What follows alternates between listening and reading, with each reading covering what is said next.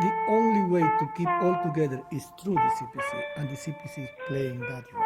So I have no doubt that China will continue on that path and achieve its goals.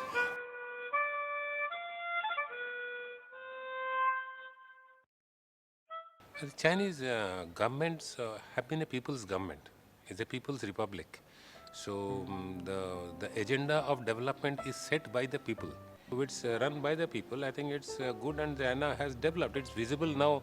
You go all across China, you can see the kind of development which has happened and how people are becoming part of it. Well, the reality of the last 30 years show that the development is real and is really all encompassing. So I have no doubt that China will continue on that path and achieve its goals. Of course,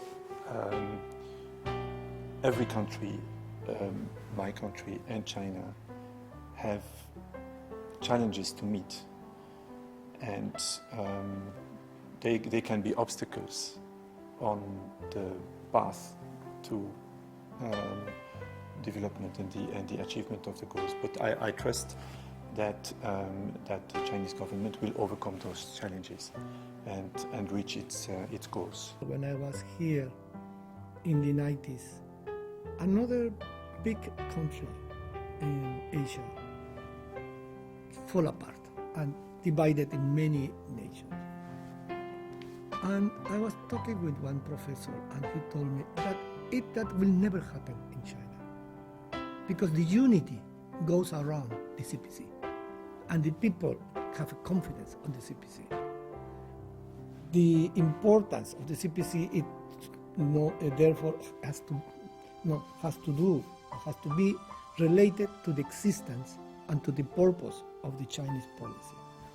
You cannot see China without the existence of one spirit, one power that keep the whole country united.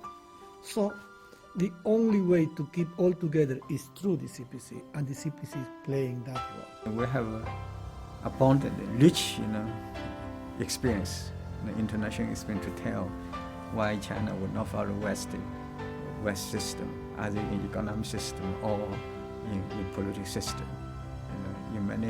In other parts of the world, for example, like Middle East, the U.S. under the Bush government, the U.S. carried out the Greater Middle East plan to promote the Western type of democracy there, right?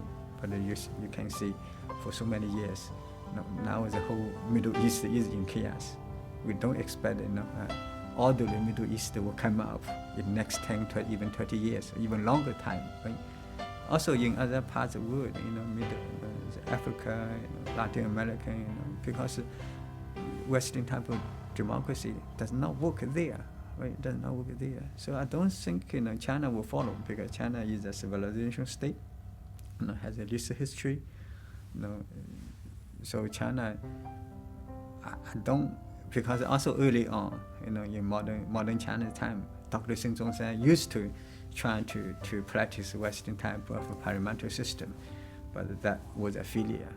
That led to the failure of the parliamentary system, led to warlordism for such a long period. China, so for many generations of Chinese, they still have this bad memory, right? So I don't think, and even with very high pressure from the West, China will practice that, because particularly, since the open door reform, China has found its own way